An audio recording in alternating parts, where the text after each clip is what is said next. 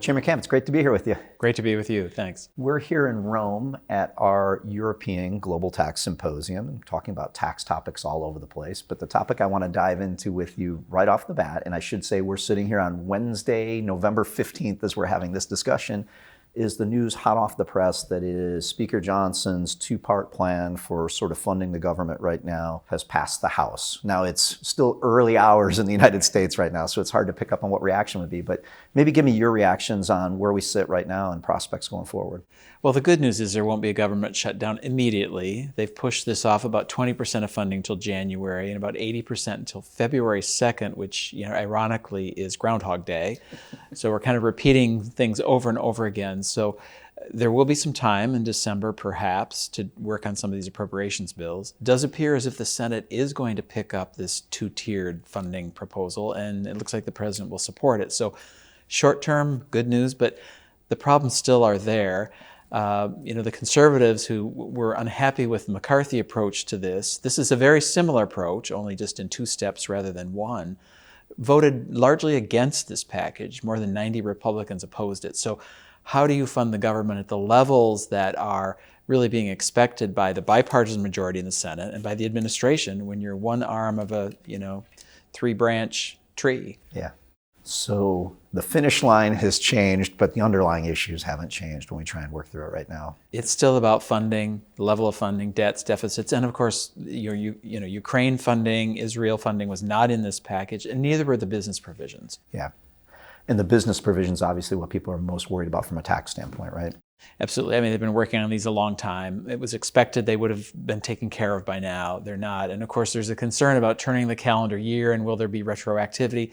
I still think there is a chance these could get done this fall. It's diminishing. It was hopeful they'd be part of this package, but this is pretty much a clean funding bill. And then early next year, there'll be another opportunity, obviously, with more government funding, both in January and February. But I think the sooner these are done, the more likely you get retroactivity. It doesn't mean it won't happen if it's after January 1st, but makes it a little tougher. But these are important for growing the economy, for families, workers, and also they're moving into an election year. So I've always felt they're going to have to do something. And we are seeseeing progress on sort of the pairing of this with the child tax credit. And we had some big name Republicans come out in favor of the child tax credit just today.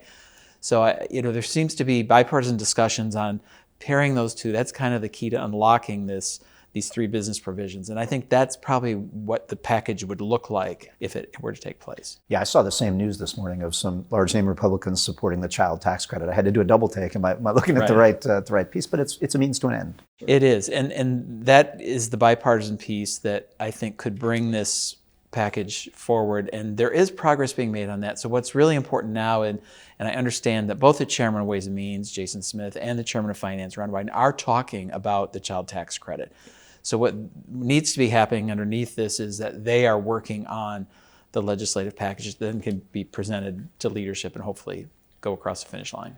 All right, so I want to come back to Chairman Smith and have a discussion on this. So we're obviously sitting at a conference right now where we're talking a lot about Pillar 1, Pillar 2, all sorts of global policy initiatives. Maybe help color in the U.S. congressional reaction to the OECD efforts, the implementation of Pillar 1, Pillar 2.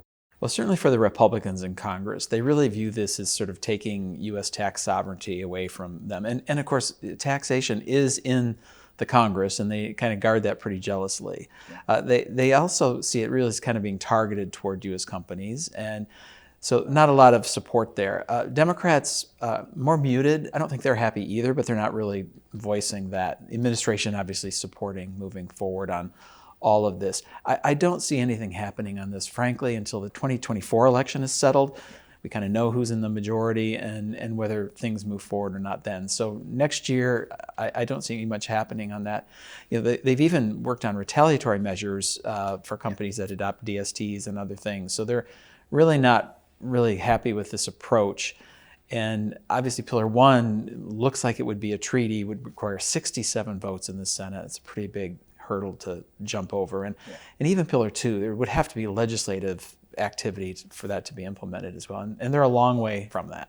Yeah, there would have to be a legislative solution to do something on Pillar 2, which would implicate the GILTI rules and all sorts of things going on from a U.S. perspective. So it'll be interesting to watch. I know we'll hear a lot about Pillar 2 and Pillar 1 while we're sitting here in Europe over the next couple of days. As I sort of think about that and reflect on your past history as chairman of the Ways and Means Committee, being part of the tax writing committee in the U.S., sort of what goes on in your head as you're sort of sitting here listening to the policy matters we're hearing globally this week? Well, Europe's moving forward on this and the U.S. isn't. So I think from a U.S. perspective, what they probably need to do is really work on what is the U.S. going to do with the TCJA? And are there places in the TCJA to kind of sand the rough edges off what we see in Pillar 1 and Pillar 2? And are there ways to move that forward? That work really should